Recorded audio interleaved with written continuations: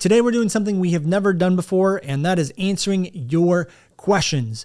We had a ton of questions submitted, and I picked my favorite ones, and I'm answering every single one of them here today. We talk about everything from imposter syndrome to niching down to messaging questions, analyzing Facebook ads, what I would do if I was starting all over, and more. So here we go. Hi, I'm Brandon Lucero, and you're about to experience the new way to thrive in business, entrepreneurship, and life by leaning into who you are, what you love, and standing up for what you want to create. Get ready, because this is where we go against the grain, say no to outdated society norms, and we say yes to change in order to create a happier, more fulfilled world. Welcome to the New Generation Entrepreneur Podcast.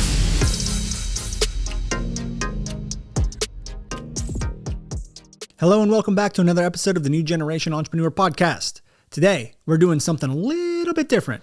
Today, we're doing a AMA episode. Ask me anything. I'm really excited. I have a whole list of questions here. We're going to go through, 10 or so questions that were submitted from you, the audience. Now, we are going to do more episodes like this in the future. So make sure that you guys follow us over on Instagram at I am Brandon Lucero, and that you follow all of our content and all of that stuff, because next time we do an episode, we are going to ask for more questions. We will always announce things over there, or if you're on our list or wherever, but I would say Instagram is the best place to go to make sure that you submit a question for the next round. So I'm just going to dive straight into it, but I do want to say one thing real quick. Not every question got selected. So if you did submit a question, thank you, but we only chose a few of them and a few reasons why. Number one, as you probably have heard me say in the past, I don't think you should survey your audience and give them everything that they want. I think you should craft your message first. And then if someone gives you a topic or asks you a question that's within your message, what you want to talk about, then do it. So we did get some messages and some questions that were outside of the realm of my message or what I wanted to talk about, quite frankly. So we deleted them or didn't choose them for those reasons. And so a lot of the questions here that were asked are in alignment with my message. And I do believe that you guys should be doing something similar. Understand your message. Don't let the external world control your message. Don't let your students tell you what to talk about. And with that being said, we did get some really great questions, and I'm just going to go through and let's start answering them, because we have questions about marketing. We have questions about sales. We have questions about messaging. So let's start with question number one, which is from Tracy S. And she's in the health and wellness industry. And her question is as follows. Sometimes it feels like my offerings, courses, classes are being met at the window shop. People are looking outside or outside looking in, but they're not racing to buy or even stop to ask questions. How can I bridge the gap? Activate some engagement and dissolve the distance between them and myself. Thank you, Brandon. Okay. So without knowing a lot of details, what it sounds like you're asking, Tracy, is how do you create demand? And we have to understand, and you're going to hear me use this answer a lot on today's questions, which is messaging is not one ad, one funnel, one webinar where a single webinar is going to fix your messaging, a single ad, a single video. And a lot of people think that's the way it works. A lot of people think, okay, I just need to get the right copy in the sales page, or I need to get this one video right, or I need to get this one ad headline right. It doesn't work like that. Messaging is an ecosystem, and it's made up of a bunch of different elements, and people need to experience all of those elements in order to feel demand, in order to want to work with you. So some of those elements are things like connection. Some of those elements is you're going to have to give them shifts in their perspective, make them realize things they haven't realized before. You're going to have to sell without selling, which means positioning, find the right positioning, positioning your product as a thing that bridges the gap. So a couple ways to create demand are a few things. Right off the bat is number one is you want to be accurately specific. This is a new thing that's going inside our program. We did talk about this at the Forex event. I don't know, Tracy, if you're a student or not, but accurately specific. When I say something like, are you a podcast listener? You might pay attention. You might not if you're a podcast listener. But if I said, if you're listening to a podcast right now And in fact, you might be listening to this podcast. And if you have listened to this podcast for more than 5 minutes, then you're someone who, and then whatever I say next, your subconscious mind is going to be on alert to listen. Why? Because I was very accurate and specific with what you're doing. Listening to a podcast more than 5 minutes, your subconscious mind automatically goes, hey, they're talking about you, pay attention. So if I said something positive, then that means you are more likely to be someone who's going to be successful in business. You're going to be like, oh, wow. Okay. Yeah, that's me. And if I said you're more likely to be someone who fails at business, you're going to be like, what? Why? How does that make any sense? Huh? And both of those reactions happen subconsciously, automatically. You don't have to think about them, right? So when you want to create demand, you have to speak to your audience's subconscious. So if you're accurately specific around mistakes or problems they're having, that's a really good first step. That's going to alert their subconscious, get them to pay attention to what you're doing, but also get them to realize, oh my God, that's me and I have that problem. When you can get someone to say, oh my God, I have that problem, that's me, and you get them to do it automatically, the chances that you're going to make the sale are 10 times more likely. Now, we can do that with thought reversal videos. We can do that with ongoing content. We can do that inside the sales mechanism. In fact, you probably want to do it all around. So as people start to come into your ecosystem, then they experience you being accurately specific about problems and mistakes, their subconscious is automatically firing. Then when you drop things in there, like here's how to fix it, here's how this person fixed it, here's how this, you're now starting to bridge that gap. You're getting their subconscious to realize, oh my God, I have a problem, or this thing that I was doing is actually causing the problem, even though I didn't realize it. And then you give them the solution right then and there. It starts to create a demand.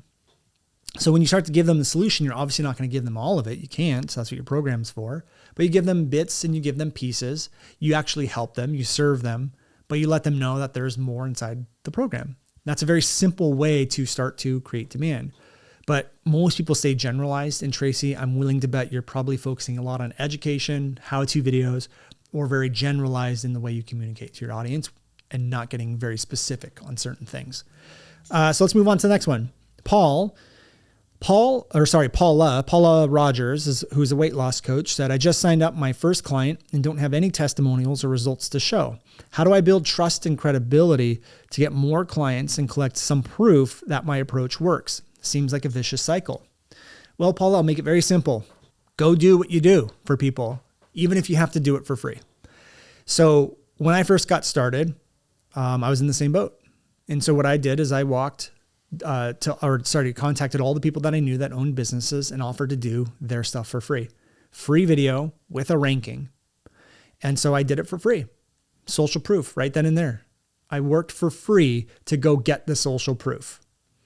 Then what I did is I went back to those same people and I said, now that you have the result and I did it for free, let's do it again in this city or this city. And then I upsold them. So now I was making sales off of the first people that I did it for free with. And I love that process. Do it for free, upsell them. Once you have the testimonials, now you're making some money. Now you go get more people to sign up. So what I did at that moment is I then walked door to door. I went to every single restaurant in my town to sell them a video and a YouTube package. And I said, the first person that signs up with me will be the person that we rank at the top of Google for the keyword Thousand Oaks restaurants. And by the end of the 4 hours, I had someone signed up, gave me $1,000 check, and I was making $250 a month off of the SEO ranking. And then I just did more of that. So I had to work for free, put in the work, show and demonstrate that I could get the results. Then I upsold them. Then I went door to door to go get more people. The thing is I think a lot of people think that an online business is easier. It's like easy. You just put it up online and then you create a program and you don't have to fulfill and da-da-da-da. No, I actually believe an online program is actually one of the hardest types of businesses to start. Like if you want a really easy business to start, just do a local business, plop your business down inside of a high traffic shopping center with an anchor store like a Trader Joe's or a Vons or an Albertsons or something with a product that people want, something like coffee or a bakery. Like that's the easiest way. You don't have to worry about generating traffic. You don't have to worry about converting traffic because they're already walking into your store wanting what you sell. With an online business, you have to generate the traffic and then you have to create demand. It's in my opinion, one of the hardest businesses to start, which means that putting in the work for free sometimes is required to get that social proof. Now, one other thing that I recommend as an online business is you can follow what Jenna Sword teaches. And she has a beta option where you run ads to have people come into a free beta program. They come into the beta program, which is a couple weeks long, and then you upsell them a core bigger offer. Again, work for free, and you get them to take the program in exchange for testimonials and social proof and feedback. Then you upsell them into another program. We've done that in the past. And so we've, offered it to we had about 300 people opt in for our beta program. Then we asked for case studies and testimonials and feedback. We got 40 video testimonials from our program, and then we upsold about 40 or 50 people into a bigger program. So we made money and had about 40 testimonials. Again, it started with working for free. Okay, next question.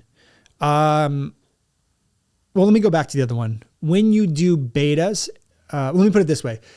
If you're doing a service, I think doing the service for free at first is great.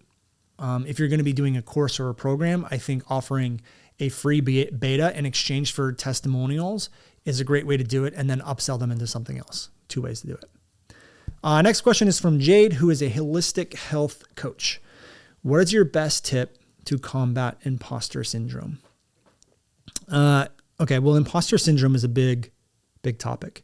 And really what it comes down to is fear. There's some fear wrapped into this imposter syndrome thing. It's either you're going to get called out by other people in your space. You're going to get judged by other people. It could be that you actually don't believe you can get the results that you promise people. And I've also seen people who have not had formal education in what they do, have imposter syndrome because they don't have enough degrees or certifications. I was just in Scottsdale, Arizona, and there was a restaurant called Culinary Dropout. I just love that name. And I don't know, but I'm assuming the person who started it went to culinary school and dropped out and just probably said, screw this. I don't need this. I don't need school to know that I'm a good cook. I don't need to go to school to do X, Y, and Z. Anyone can start any business at any time. School and degrees do not mean that you know your stuff better than someone else. In fact, I think experience and mastery is what gives you the most amount of knowledge and ability to help people on the deepest levels. So when I look at people that have imposter syndrome, I see more often than not, it's actually people who are selling something they don't have mastery over. And what I mean by mastery is that you have experience, like real life experience doing something. Most people will stick into the knowledge phase. Most people have the degrees and they have the certifications, but they never actually done it. Then they go and teach it. And there's going to be some level of imposter syndrome in that because you don't actually know how to get the results. You're trying to teach someone to do something that you haven't done yourself. And so my focus or my advice is to go back and focus on something that you do have mastery over. And look, you don't have to give everyone the whole big kit and caboodle. You could just give them a very small thing from A to B. It doesn't have to be A to Z. But I do find that it's easier for people to combat and overcome imposter syndrome when they're focusing on something they have mastery of. And it's also the people that realize you're not responsible for your students' success. I'm not responsible for your success when you come into my program. You are. I don't know your work ethic. I don't know how hard you want the results. I don't know how hard you're going to work. My responsibility is just giving you the tools, giving you the support and helping you to the best of my ability, but it's your responsibility to get the results. And so I've always done or put in a really hard effort to make sure that I'm only teaching things that I have experience in. I'm not regurgitating someone else's information, and I've never tried it myself. I make sure to do a very good job of that. So my best tip to overcoming imposter syndrome is to focus on what you have mastery over. Could be a lot, could be a little, but that's where you focus on the most. The second piece of that is just shutting off the external world. I don't care if someone calls me out. I don't care if someone doesn't think I'm great at messaging because I have mastery over something. I know what I've been able to do. I know how good my program is. I know how good I am.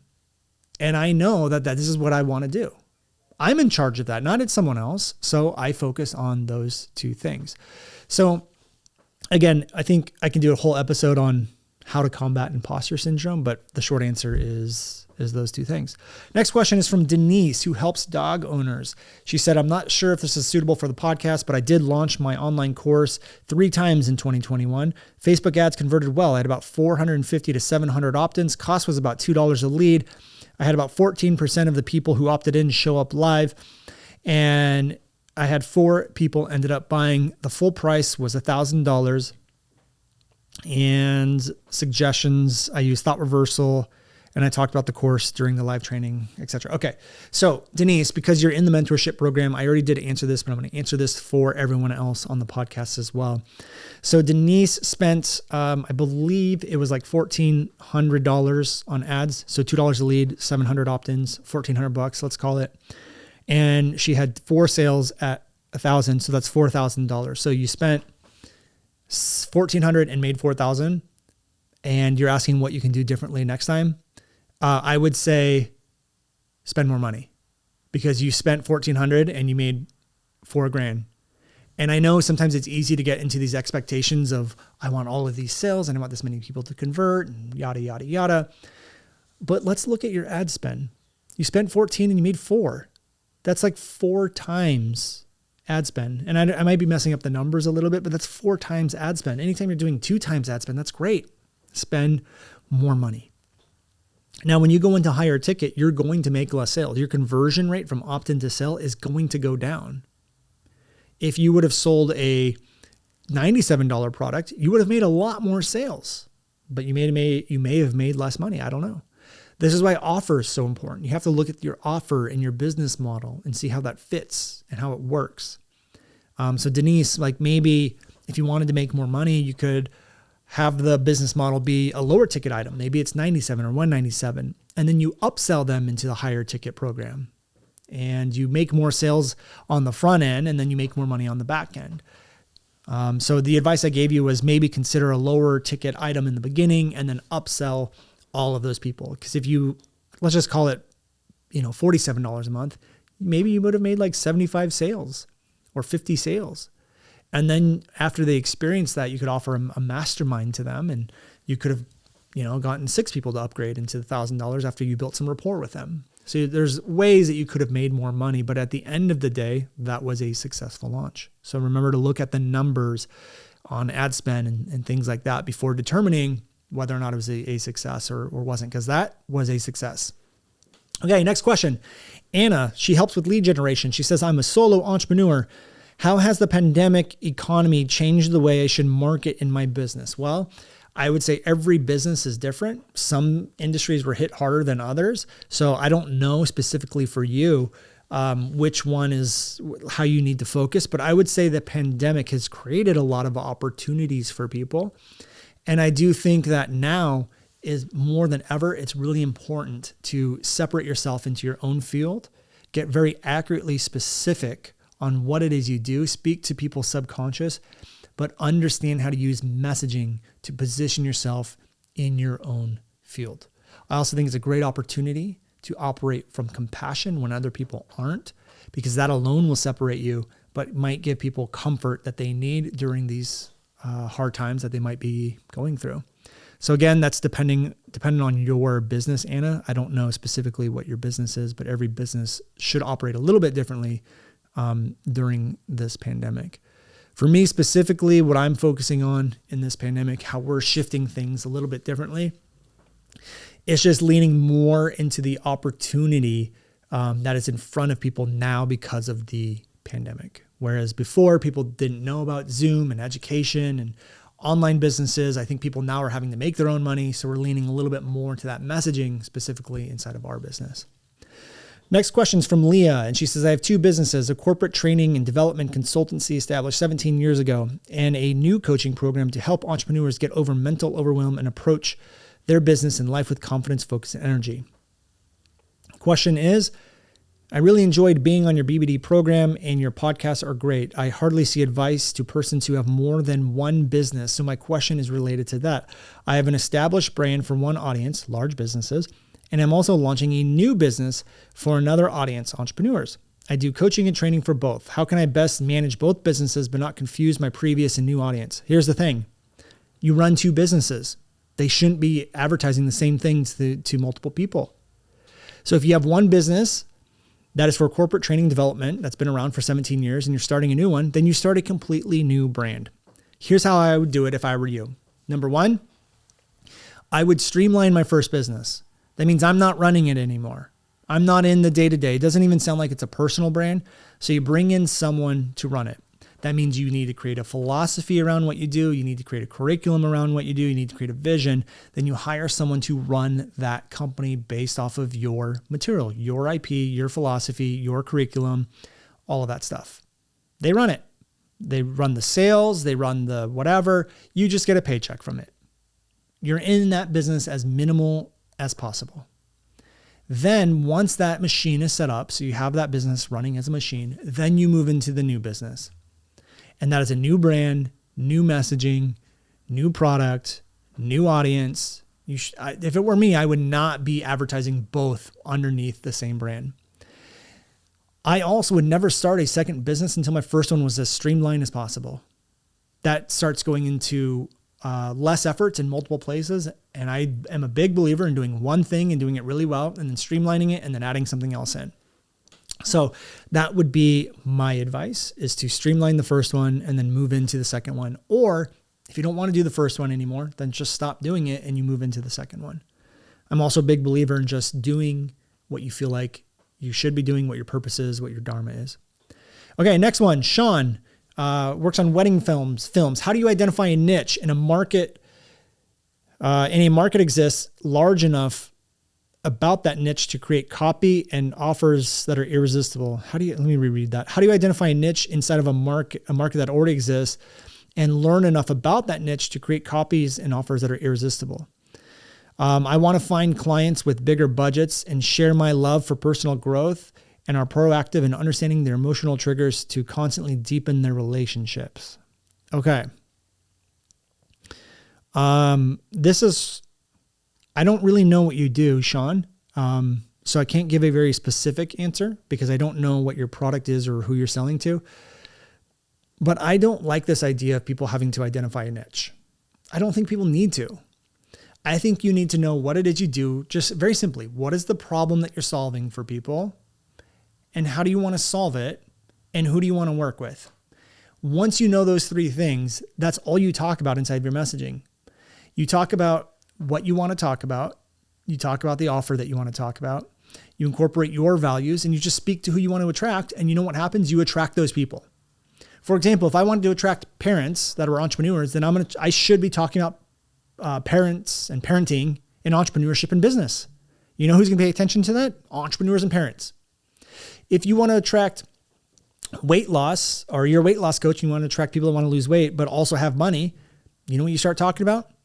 You talk about things that people talk about when they have money and weight loss. You know you're going to attract people with money and people who want weight loss. It's very simple. People overcomplicate this. I need to know my niche, identify my niche. No, just speak to the behaviors, the beliefs, the core values of exactly who you want to attract.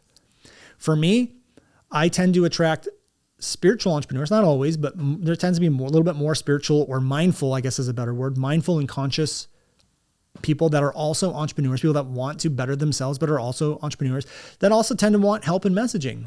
Why? Because those are the three things that I talk about. Sometimes I attract a little bit more parents. Why? Because that's what I talk about. But I don't have a niche called parent entrepreneurs who are mindful. That want help with messaging. That's not a niche. I just talk about the things that I want to talk about. I'm very intentional. Like, this is who I want to attract. This is what I'm going to talk about. This is how I'm going to create demand. Here's the problem that I solved. Here's the mistakes that they're making. And I put it into this very nice messaging package. And then that is what my content is. That is what my podcasts are about. That's what my episodes about. That's what my whatever is about. Those are the only things that I talk about. And then that is the person that I attract. So Sean, if you want to attract those people, then talk about those things. Figure out how are all those things interconnected. Who are you really want to attract? And then go and attract those people. Now, I will say that sometimes you might add a combination of things that gets too narrow, and you might find that there's not a lot of people in there.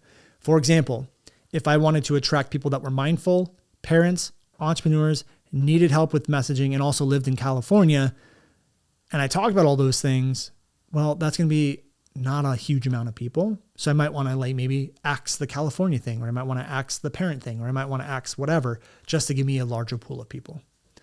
Okay, next one.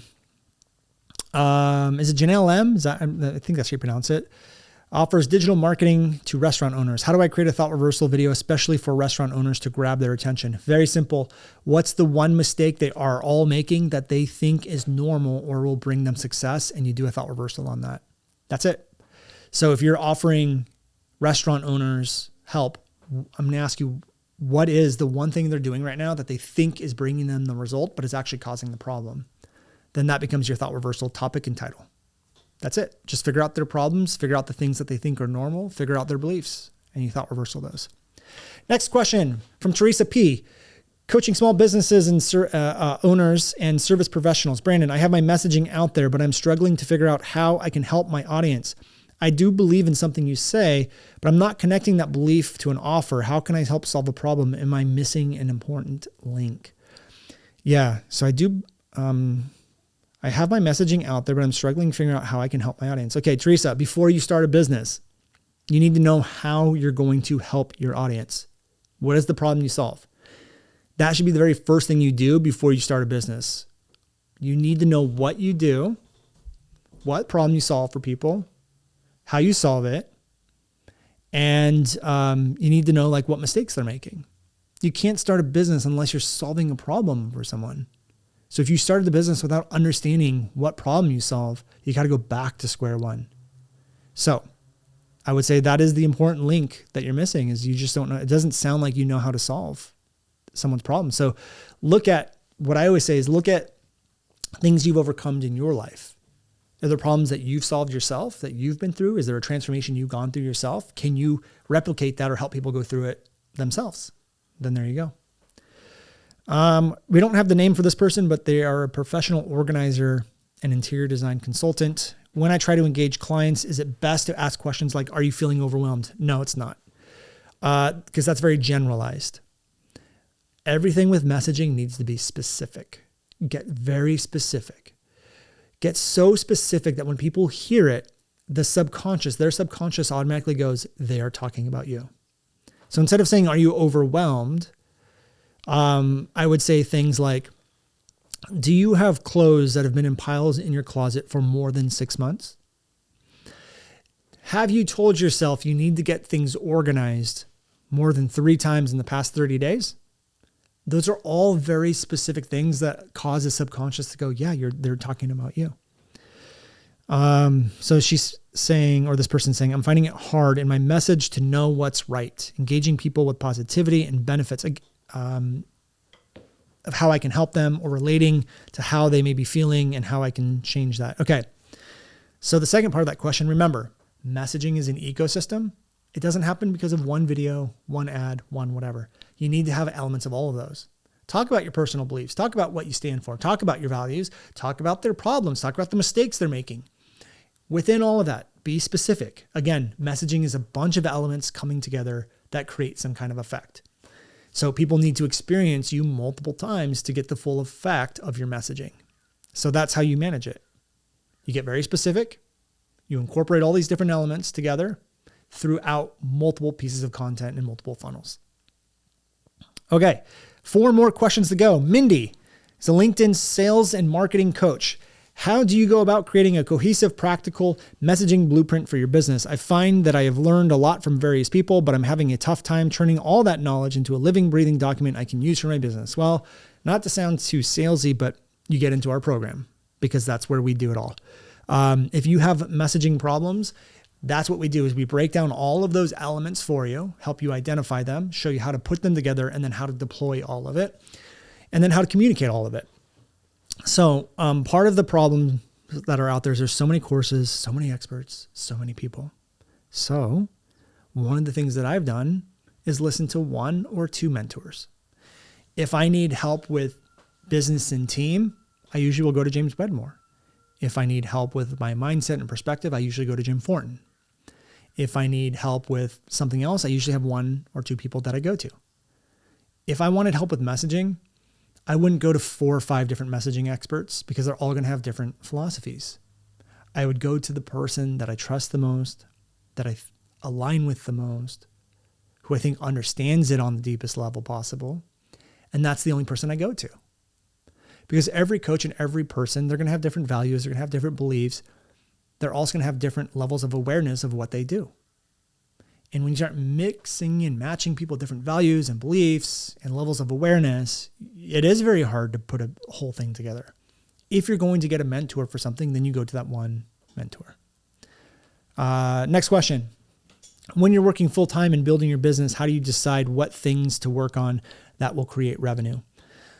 Well, there's a couple ways to do it. Number one is you could focus on organic content first and build a following, then sell to them. Personally, I think that's slow.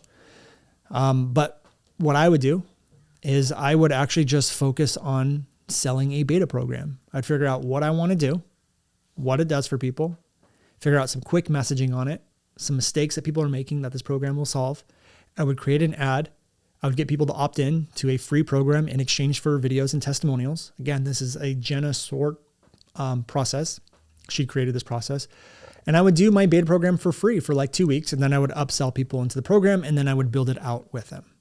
I think doing a beta version for free in exchange for customer testimonials and feedback, then upselling them is the best process out there. But doing some kind of beta program for sure and building it out as you create it with people is the best way to do it. Okay, 2 more. Greg, who is an online wellness coach, says, you mentioned having to have mastery over your craft. In my area of expertise, we never know what the outcome of anything we do is going to be because of the complexity of people and the human body. I am confident that I provide value most of the time, but when I hear you talk about mastery, it strikes a bit of fear of imposter syndrome. Any tricks for negotiating this? Yes. Okay. So, Greg, when you have mastery, to me, mastery is just experience, but experience in solutions. When I work with students, I have a certain level of mastery. And when I experience a student who's going in a direction I never experienced before, I work with them through it. And working with the student is what deepens my level of mastery. And I'll give you an example. We have a thought reversal video out there now, which is called, it's about context switching. I didn't even realize that was a thing until a student had submitted a thought reversal video and they kind of messed up our formula, our process, but it still worked. And then I identified why it still worked. And then I went and explored that with the student and I said, let's keep it this way. Let's try it. Let's try this. Let's try this. And I had never done it that way before. But I was able to learn with the student. They still got the results. And then that allowed my mastery to go deeper. So there's always a level of mastery that allows you to market, teach, and help people. But the more students you work with, the more you're going to start experiencing things that you've never experienced before. That's just a part of the journey. And I deal with that. Other people deal with it. But instead of looking at it as I'm an imposter and I can't do this, look at it as I'm going to do this with you and explore this with you. And I'm going to help you to the best of my ability. And now what's happening is you're deepening your mastery of your product with that student, which means any future students coming in will now get to experience your expanded mastery. So remember, mastery is something that's always evolving. It's always changing. It's always growing, but focus on just the mastery that you have now, stick there, and then help people to the best of your ability and grow and deepen that mastery. And if it is something that you feel like you can't help with, then send them somewhere else. For example, because of what we do, I take people deep, but I'm not a trauma certified, therapist or person. So anytime trauma stuff comes up, I recommend them to someone else. Like that is not a level of mastery I want to go into. I don't want to deal with that. I just want to deal with the stuff that I deal with. So you have an option there, Greg, of how much you want to deal with, whatnot. But I do view it as a tool or an opportunity for you to expand your mastery. All right, last question. Is it Rhiannon, I think? L. And they are a nutritionist and fitness and wellness leader. And they've been struggling to get clients for years. I haven't even shared my Facebook page yet. I don't know. Maybe I have a fear of the unknown results. It's just an issue. that I have. My question is, how do I get clients and keep them? I feel like we've answered that question already on this episode. So the only thing that I'm going to leave you with is when you don't put yourself out there, you get some kind of benefit from it. Otherwise you wouldn't be doing it. That benefit may be that you get to play it safe. That benefit may be something else. I don't know, but you get some kind of benefit, which is why you do it.